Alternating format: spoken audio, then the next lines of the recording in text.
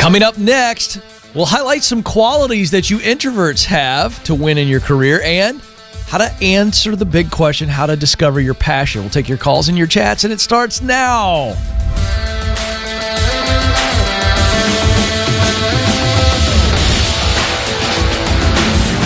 I am coming to you live from Ramsey Solutions Studios in Nashville, and you are joining a conversation about who you are, what you were created to do, where you want to do it, and how you can get there.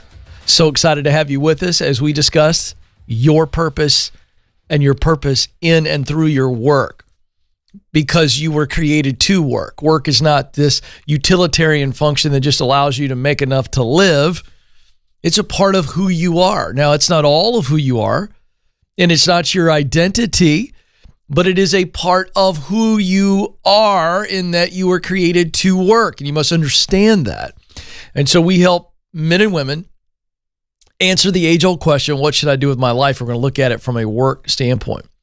We're going to help you get clear on the three gifts that everybody has: talent, that's what you do best; passion, work you love to do; and then mission, results of your work that matter deeply to you. Now, later in the program, we're going to answer that big question a little bit more specifically with how to find your passion. A lot of people search this on the internet. So we're going to dive into that. We'll define it as we define it here on the program. And that is work you love. Explain why we define it that way, where it comes from, how you figure it out, and how you apply it to the workplace. So that's coming up a little bit later. You don't want to miss that. But first, how do you engage in the program? That's the phone number, 844-747-2577, 844-747-2577. We have open lines right now. And if you're watching at 12:01, now just turned 12:02 Eastern Standard Time, I'm live. If you're watching later than that, well, you got us on demand. But you can call right now if you're watching live. Or if you're watching on demand, you can call us tomorrow at that same time, 12 Eastern Time. Come on, let's go. You're one phone call away from clarity, 844-747-2577. We also take a few chat questions each show, and that is the chat window right next to the video window.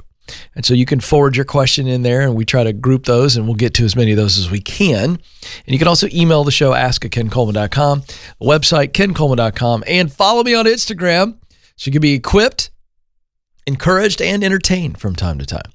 So we're having fun over there at Ken Coleman on Instagram. 7 qualities that introverts have that can help them get noticed at work.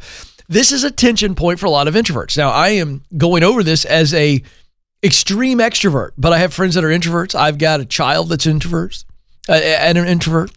And so I am sensitive to the fact that I really do believe, and this has been said by Susan Cain, a great researcher, got a great TED Talk on this issue, that we really live in an extrovert world, meaning it's kind of, the table's kind of set towards and set for the extroverts. It just is what it is. But for you introverts out there that have a lot of tension about moving up, climbing the career ladder, and you go, I don't know if I could do this. I'm an introvert. It's so hard. So much about all this. It makes me uncomfortable. Listen to this. This is a great article from Business Insider, 7 powerful qualities that introverts have that can get them noticed at work. I'm going to run through these really quick because they're just so straightforward. But I want you to identify these as we go through the list. Are you strong in these areas? Most likely you are. And as you identify that you, in fact, have these qualities, understand that you could be a full and extreme introvert and display these qualities and win. Here we go. Number 1, reflection. Obviously, introverts, they tend to think before they speak. So they've got this pre-wired condition to reflect. It's their instinct to reflect, then speak. Reflection is huge. The ability to listen. Again, this is in line with reflection. Because you think before you speak, it means you listen better, listen more completely than our extrovert friends. And again, I'm the extrovert. I'm guilty of all of this. 3, focus. You have the natural ability to focus. You're not as distracted like the extrovert can be. Oh, squirrel, we're over here, we're over there. While in the middle, look at a squirrel, we see another squirrel. You know, it's just this, here it goes. This is a spiral of distraction. Calm. Introverts tend to be calm, cool, and collected. Writing. A lot of introverts have the verbal skill of writing. whereas extroverts can be a little bit more wordy, right? Verbose. Introverts tend to express that verbal skill via writing. Creativity. This is one that I'm so glad they pointed out, because I think extroverts get all the credit for being creative because they're willing to just share their creative thoughts, versus the introverts may not share it right away, may never share it. You don't even know that they're the source of the creativity until it's done or till it's been displayed. But introverts are just as creative as extroverts, sometimes more so. Sensitivity. Oh, thank God for the introverts who think about others, because the extroverts, we're just so happy to be alive and tell you how happy we are to be alive and why we're alive, how we're being alive. You know what I mean? It's just like, I'm that guy. I get it. And the introverts are over there going, well, there's other people in the room. I mean, but I'm just owning it right here. I don't mind laughing at myself and other extroverts. It's not that we are narcissistic fools. I mean, there are certainly narcissists on both sides of the aisle. But the extroverts are just so darn excited, and they got so many words they got to get out. It's hard to be sensitive when you're talking all the time. Oh boy, I'm really stepping on my toes. The introverts, on the other hand, they aren't talking all the time, so they're not as distracted by their own words. Love you, introverts. Don't let anybody put you in a professional box because you're an introvert. You have just as much to offer and more to offer in certain areas than extroverts. So hope that really encouraged you, introverts and parents of introverts, leaders of introverts, all good stuff there. 844-747-2577 is the phone number, 844-747-2577. Just a quick little nugget here for everybody, including my team in the control room. Just want to point out, we don't have a whole lot of days left in the year. Just make it count. Today's the 7th. By my recollection, that's 24, 25 days, depending on how you want to look at that. Okay? If we count today, it's 25, right? So my point is, make it count. Finish well. All right, to the phones we go. Canton, Missouri. Dan is on the line there. Dan, you're on the Ken Coleman Show.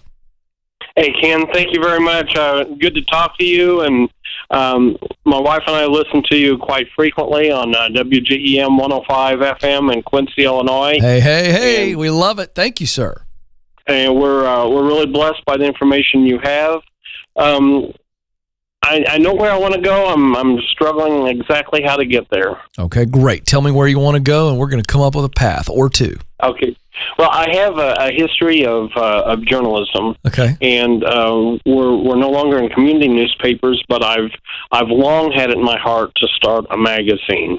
And I'm trying to figure out how to best do that. I've read your book.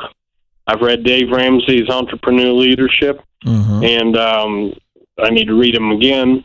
But I'm trying to come up with a business plan now. Yeah, sure. For this. Okay. And I'm looking at some other resources as far as how to start a business. Okay. One concern I had, though, is, I hear so many of the great callers on your show that have I want to save the world career dream. Yeah. And that's mine is less altruistic than that, and I just want to make sure that I'm still on the right path, even though I can justify a lot of good things with what I want to do. But I don't know that it's going to be feeding dozens or training dozens or anything like that. Doesn't need to, and that's Thank you. That's a false. I thought that, but I just needed to hear that. No, see, it isn't less altruistic, because their altruism is not your altruism. Okay. You've always wanted to start a magazine. Tell me what the magazine is going. Who's the audience, and what is the magazine going to do for the audience? The audience would be people that love museums. And in Missouri, we have a lot of museums and historical sites, and there are already some magazines out there that do some of this. But I would like to focus just on magazines of all types: children's museums, fire museums, military museums. Great. Is there a magazine or some type of a journal that already is kind of, if you do your research and you look all around the world, they're kind of the best version of what you would like to do? I mean, obviously yours is the best version, but they're the closest thing to what you're thinking about. Does that exist? Yes, I see some of those. There's one of them that's an online presence only. The other one is a print and online, and I used to subscribe to the print one. Okay, what would you do? Do you have and you don't have to answer this for the sake of time, but I want to know if you've done the homework of saying, here's what's missing. In fact, do you have something to write with? I want to give you something that'll be really helpful to you. You got something to write with? Yes, sir. Okay, here's what I want you to do if you haven't done this. So let me ask you if you've done this, and then if you haven't, this is what you do. So there's 4 questions that I want you to ask, and it's basically what is right about those magazines in your opinion, or the online one? What is wrong? What is missing? What is confused? So the what is right, what is wrong is simply not an ethical thing. It's just, what are they doing that you think is good? What are they doing right? What are they doing that you think is wrong? Meaning, just, I don't know why they focus on that. Or they're missing something, but sorry, that's the wrong part. Then I got ahead of myself. Then what's missing? What are they not covering? And then what is confused? And it's a wonderful grid for you to create. It's almost like literally on a piece of paper, you would do 4 columns. What is right? What is wrong? What is missing? What is confused? Have you done that for those 2 that you just outlined?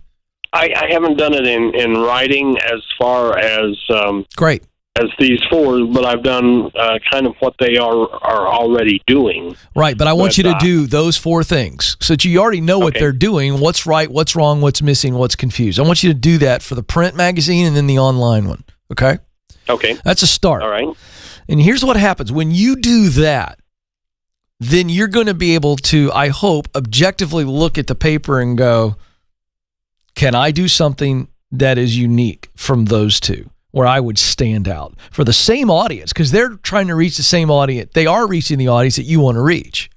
Right. So can you produce something that is uniquely different? And I think I can. I think you can too, but I want you to know how. Not just think it. I want you to know it. Do you see the difference? Yes, sir. I mean, I'm dropping gold on you, Dan, right now. I'm saving you a lot of headache. So do that first. All right. Now, when you do that, we know, okay, now I know what kind of magazine I want to do specifically. So then we worry about the business proposition. And that is, okay, what is it going to cost me to get this thing up and running? You got to do your research on that. Maybe you talk to some magazine owners, if you can, in the state of Missouri that aren't competitors to you. They won't be competitors, so they're going to be much more willing to open up the balance sheet and kind of say, well, here's what it takes. Does that make sense? Yes, sir. That's the proximity principle, my book that you've read. You want to get around some people, whether it be in person in Missouri or just around the country if you can get on the phone with them or whatever. You really want to talk to somebody who's doing it pretty well, because I will tell you the magazine business is very tough, and you're going to hear that as you talk to people that are doing it or have done it. It's a tough business because everything is online these days. So if you want to do a print magazine, you better do your homework and say, what does distribution need to look like? What do advertisers need to look like for me to be able to make sense for printing something, as opposed to doing an online version where you don't have any cost of goods, in the sense of you're not printing anything. Right. So I think you got to really weigh that. Maybe there's an online combo app deal. That's where you end up going.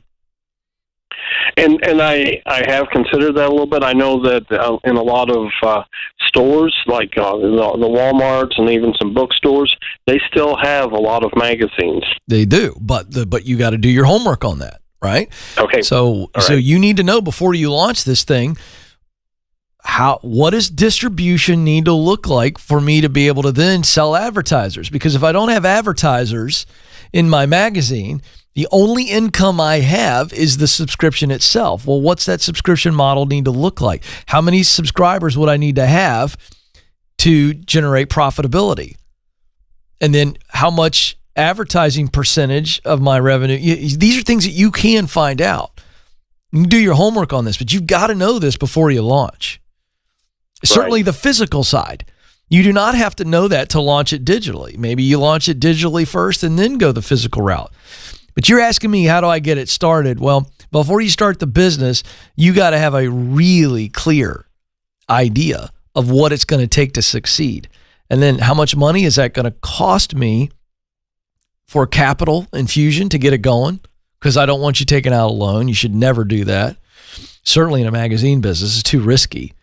So how do you get it going? What are the phases of that? How much is that going to cost me? How long is it going to take me to do that?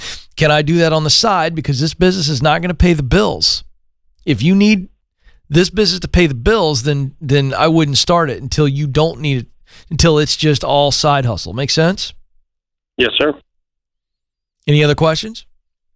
No, sir. You've given me a lot of good homework here, and I appreciate that. Hey, just do that, and it's going to become very apparent to you how to do it, when to do it, where to do it, with who to do it with. And that's all that this takes, is a relentless pursuit of information, folks. Here's what happens. Dan starts this call, and he's a little bit fearful. Why is he fearful? Because he doesn't have any answers. The absence of knowledge reminds us how much we don't know. And then the fear of the unknown is a very gripping fear that will paralyze the best of us and sideline some of the best business ideas in the world that have never shown up, never made it. Why? Because when you just sit by yourself and wonder about the business, but you have no idea what it would take to get it up and running, what it would take to succeed, what it would take to sustain, then it's a vacuum in your head. And that's a dangerous place, because your brain is designed to protect you, and it will protect you by going, that doesn't make sense. Well, it doesn't make sense in the sense if you were to start it without knowing any of those things. Of course it doesn't make sense. Your brain's doing its job there. Go get answers. Get knowledge. That helps. 844-747-2577. Let's go to Sheena, who joins us in Minnesota. Sheena, you're on the Ken Coleman Show. Hi, Ken. How are you? Thank you for taking my call. Sheena, I'm living the dream. What's going on? So I wanted to call just to kind of get another perspective. I've been in my job for a long time, 13 years, and I really, at the core of it, like what I do, but I'm feeling I'd rather work for myself than work for a company. There's just things that I know I can't control, and I feel like part of me is feeling guilty about this just because I am very valued and appreciated and feel really loyal towards my company. Yeah. But then on the flip side, I'm feeling like I really want to think about just what is the right path for me long term. And my biggest challenge probably is just understanding what is the right path or journey to exit my current role and be able to free myself up to start a business. Okay. The job I currently have is pretty... Oh, sorry. No, keep going. The job I currently have is pretty demanding. I've done a pretty good job of finding a balance, but I am in a little more of a leadership role, and there's a lot of responsibility that comes with it.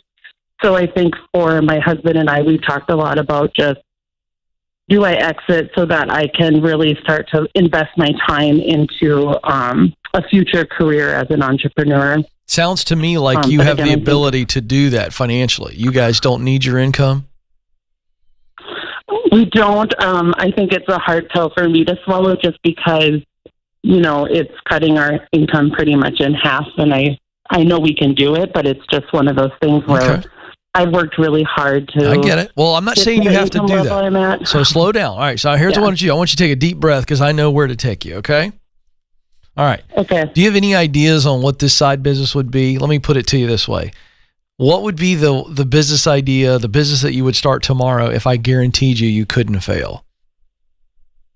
I would do a shop, like a boutique shop that could grow into something bigger. Nice. What kind of things would you offer in this boutique shop? It would be really anything from like clothing to home decor, just more of an experience-based shop.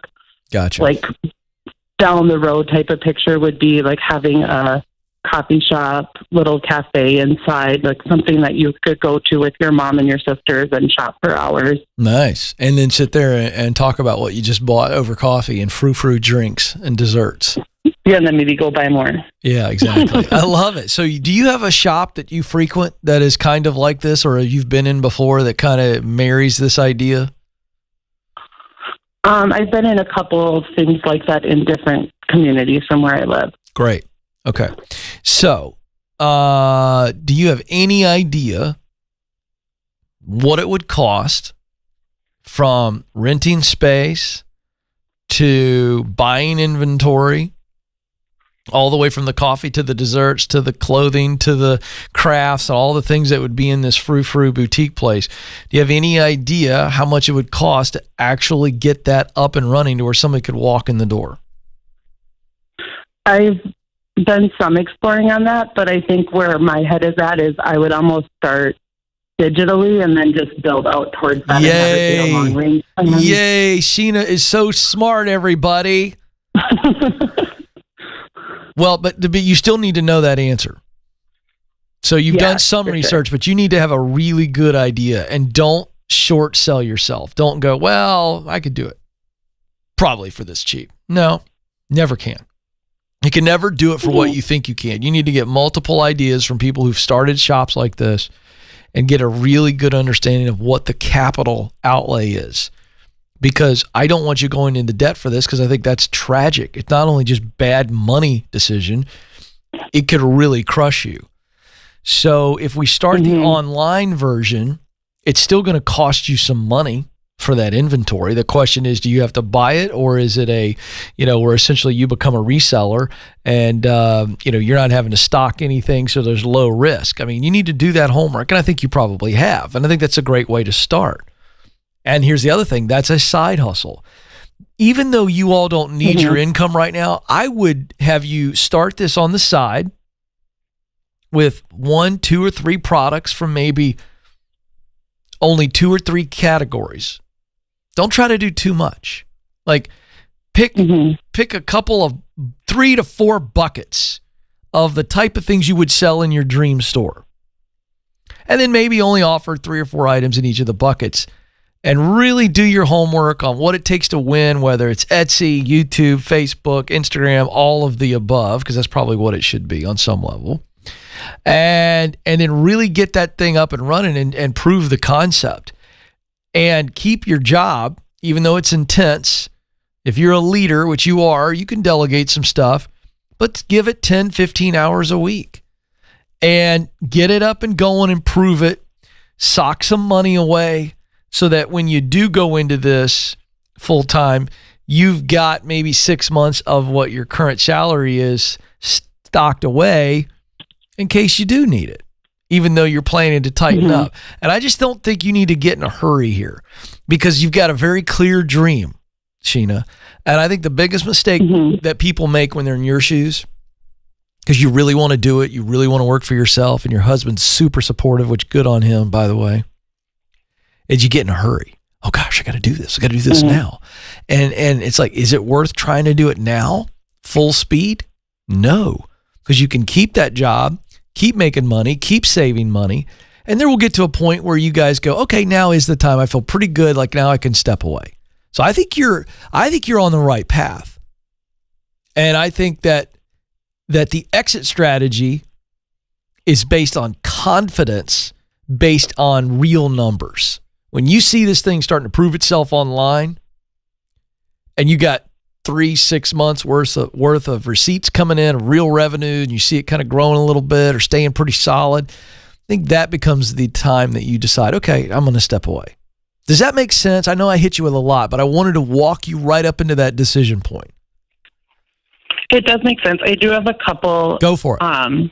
Potential follow-up questions. First one is, there is a chance for conflict of interest, so that's something I have to consider. But then the second thing is, there's some positions available, like really close to my home, where I could do more support type work and keep some income, but not necessarily, like my income would be cut in half, but it would be at least something that's a little more of a step away, I guess.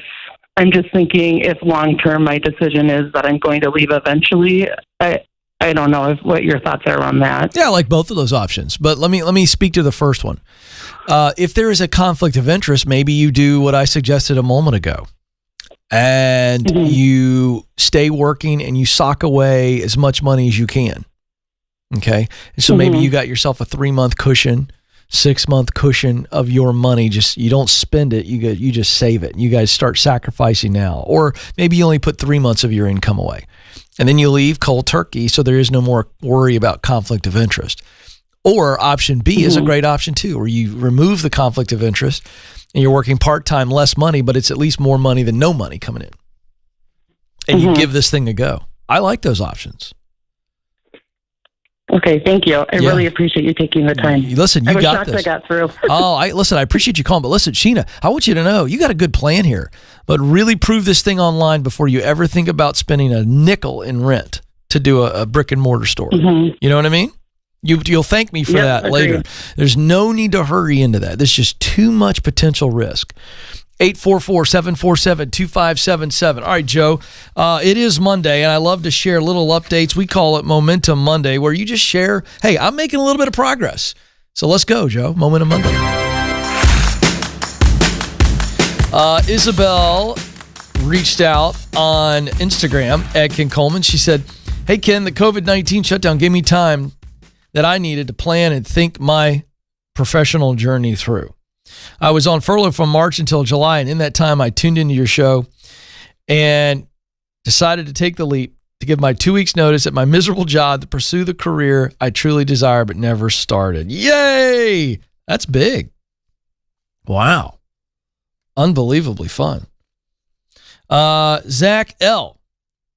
Hey, Ken, I've been reading your book, The Proximity Principle, and I'm in a job that I do not enjoy. I haven't finished the book, but I'm continuing to read. And now I think you've inspired me to write my own book. I want to title it Finding Yourself While Fighting Yourself. Well, that's pretty good. That's a pretty good title. Hope I didn't just give that away to somebody. Oh, boy. He struggles with anxiety, depression, and PTSD stemming from the military. It makes every day a struggle, but I want to write about my struggles and how I've been able to turn those issues and troubles into something positive. More on that in a second. I love that. I didn't know I was going to read that. Based on what I'm teaching about today, how to find your passion, that's coming up in about 3 minutes or so. All right, let's go to the chat room. Maverick Maven writes in, I'm in the finance sector and I've recently quit 2 jobs due to a toxic environment. What should I do to avoid similar situations in the future as I apply for a new job? Really good question. What you need to do here is, I love for you to just write down all the things that made those 2 workplaces toxic. Just a good reminder. Get it out of your head and make a list. Difficult coworkers, gossip, unhealthy leader, power hungry, I don't know, whatever. Write it all down. From both previous toxic jobs, and just look at it and go, this was very clear. Now you've got your caution list, right? Like if this exists institutionally across the border, it's just not good. So here's what you do. As you're looking for new opportunities, you go to Glassdoor where they've got former employees go on and give things. Now listen, you got to take this with a grain of salt. If this is widespread, it should be a red flag. Some of the things that you've written down, all the things you've written down. Go online. See what's being said about this company on social media. Go look and see what customer reviews are. Vendor. Is there any negative media out there? You can do your homework on larger companies. Now, the small mom and pop, you're not going to see as much of that, but I can tell you if they're customers, a lot of negative customer comments, I'm telling you it's a toxic environment. If there's the same message, multiple items on your list of toxic things you dealt with before, and you're seeing that in these employee review sites, steer clear of it. And then I would tell you, as it relates to a local business, you've got to know somebody who knows somebody that works there. If you don't know somebody directly, you know somebody who does. And call them up and go, hey, does your cousin Larry work for them? Yeah, he does. Hey, would you mind asking Larry if he'd be willing to talk to me about what it's like over there? Sure. Well, you email him, text, whatever. Ask Larry. Hey, Larry, is this place toxic? Does this happen? This happen? And you're going to get the information. It's not hard. Jeffrey writes in, how do you know when to include a cover letter? Most places only ask for a resume and have online applications only. I wouldn't include the cover letter unless they specifically say they want a cover letter. Because I'm going to tell you this. Here's what we know. Research shows that hiring managers are spending 7.3 seconds on average looking at your resume. A cover letter is taking, I don't know, a second and a half. They're not even going to read it. It's a cover letter. It's a bunch of gobbledygook. Now, I have an article on my website, kencoleman.com, where for companies that require a cover letter, I've got a wonderful article. If you just go to our article tab at kencoleman.com, and I've got a really good article tell you how to do a cover letter the right way. But if they don't require it, don't worry about it. Listen, these people, especially this online stuff, it's pretty much the way it's gonna be. Look, nobody reading that. Now, if they ask for a cover letter, I used to say don't do it anyway. Now it's like, well, I don't want to get you kicked out. So I adjusted my strategy on that and came up with the best way to write one and really get their attention. So that, again, is an article that's free at kencoleman.com. But if they don't ask for it, don't give it to them. If they cared that much about it, they would tell you to do it. Don't stress out. I've long joked about this with my team. This is a little thing I do with my team all the time when I say, look, let's not over-explain stuff. Let's not give too much stuff to our audience. And the theory of this is it's just give me the bag of chips. Now, Joe's heard me say this 100,000 times. And here's the idea. Here's the example. I'm at my son's football game, and I get a little hankering for a snack, and I go to the concession stand, and I ask the folks behind the say, hey, can I have a bag of chips, please? All I want is for them to hand me the bag of chips, and I'll hand them my money, and I'm going to go on my way. If I ask for the bag of chips and they say, well, absolutely, I'll give you those bag of chips. Are you familiar with how they flavor those chips and how they cook those? I'd love to tell you how they actually make those chips. And then, would you believe that there is X amount of pounds of pressure of air in these bags? The reason they do that, if somebody was telling me all that while holding my chips in their hand, I'd go nuts, and so would you. Now, is this an extreme, silly example? Yes. Does it make my point? Yes. Whenever you are engaging with somebody and they ask you for something, give them what they ask for. If the company says, submit your resume, and they don't specifically say we want a cover letter, submit the resume. They want the bag of chips. They don't want to know where it was made and how it got shipped. They don't care. They want the bag of chips. There you go, folks. Deep Thoughts by Ken Coleman. But, it's true, though. And gee whiz, salespeople, same thing. When a customer asks you a question, answer their freaking question. Don't give them all a bunch of stuff that they don't care about.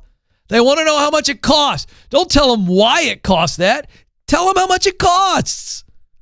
Gee whiz. By the way, that's the quickest way to lose a connection with somebody. It's why we don't like politicians, by the way, because they never answer a friggin' question. Excuse me, sir. What color is the sky? Well, it's a really interesting question because it depends on, the type of sky we're talking about. And then, do you have sunglasses on? What color is the sky, man? It's blue. Even if it's a cloudy day, when the clouds move, it's blue. You doofus. Oh, boy. Time to get focused again. But that's good teaching, folks. Okay? You don't hear that anywhere else. All right. So we get this question all the time. In fact, this is a big search term online. How to find your passion. A lot of people searching this. So I'm going to answer the question. Now, let's start with how I define passion. And then let's look at what passion actually is and where it comes from, the root word, because this all makes sense. Now, on this show and in the context of everything I do, I define passion as work you love. Okay, you love it. And that's the key phrase. You love it. Here's what I mean. You don't do the work because a lot of people see you do the work. That's not love. That's all about you and your getting attention, affirmation. You don't do the work because of how much it pays you. That's not love. That's profit. That's money. I'm talking about whether you got paid or not. And it's okay to get paid. We want to get paid. We want to get paid a lot. But we don't do the work because of notoriety or pay. We do the work because we love engaging in it. That's why the master craftsmen are very comfortable to kind of be over in their neck of the woods or whatever they're doing, and they're just chipping away and doing the work. They don't need an audience. They love it. They love trying to make the perfect chair or the perfect wrought iron tool. Whatever it is, they're trying to make it. They love engaging in it. I tell you, every guy that loves being a mechanic, Joe, those guys are out helping somebody else when they're not in the shop. You know why? Because they love freaking tinkering on an engine. Love to fix stuff. Yeah, it's what it is. It's like the Rubik's Cube that never gets solved. So we're talking about love. So I define passion as work that you love to do. 2 key measurements. High emotion, meaning when you think about the work, you get excited. When you're engaged in the work, you're happy, you love it. And then devotion, the amount of time you spend on it. How much you care about doing it the right way. Not just doing it, but doing it well. So high emotion, high devotion. Those are the 2 measurements that essentially confirm for you if you love this work. All right, now, where does the word passion come from? And this will explain why I define work you love as passion. The Latin word, we go all the way back. The Latin is a good place to go when we're looking for roots. The Latin word for passion is pati, and it means suffering or enduring. Ooh, isn't that rich? Pati, to suffer, to endure. It's a form of pain that needs curing. Think about that for a second. If I love the work, I am willing to suffer in the middle of it, suffer to be able to get the opportunity to do it. If I love the work, I'm willing to endure whatever it takes to be able to do it and do it well. Now let's look at this. A form of pain that needs curing. That was my take on the translation. My wife, Stacy, has said this before, and I've said it many times on the show. Many times, out of our tremendous pain comes tremendous passion. Let's think about this. If passion means to suffer, to endure, it is a form of pain that needs curing, then what Stacy's saying is right. Many times, out of our pain comes a passion to help others avoid it or to help others recover from it. So in a sense, it is this idea that Dave Ramsey, my mentor, the man who created this building on passion, he and Sharon Ramsey lost everything. And out of that pain came a tremendous passion to help others get out of bone-crushing debt or to help others avoid debt altogether. So for those of you who are saying, Ken, I don't know what I'm passionate about. Start with what work, what task, what function gives you high emotion, high devotion. Makes that heart beat a little faster when you think about it. Makes the heart full when you're engaged in it. That's the high emotion. And then the high devotion. You're deeply committed. You're deeply committed to doing it and doing it well. You're devoted. You spend a lot of time on it. You don't want to quit because you want to make sure it's done well. You want to become a master at it. That's passion. That's work that will sustain you. And when you do work like that, you will create a result that matters deeply to you. And that's the mission piece. Talent, what you do best. You use what you do best to do work you love, to produce results that matter. The work you love is passion. That's what we're talking about. That is how you find your passion. Begin to identify what gives me high emotion when I do it, when I think about doing it, and then when I do it. Well, what am I fully devoted to? Creates a tremendous amount of devotion in my diligence to do it and to do it well. You answer that, you'll figure out what work you love to do, your passion. And now you find it in the marketplace. Where can I do this the most? How can I do this? And now you're working like no one else. Well, my time is almost up, but before I let you go, I want you to know that you matter and you do have what it takes. Thank you so much for joining us. Until next time, this is the Ken Coleman Show. Press on.